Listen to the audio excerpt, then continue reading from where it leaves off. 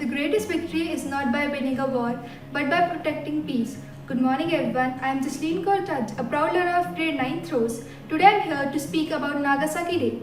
Every year on 9th August, we remember the people of Nagasaki, Japan, where an atomic bomb was dropped in 1945. In just few minutes, thousands of innocent lives were lost and many families suffered for years.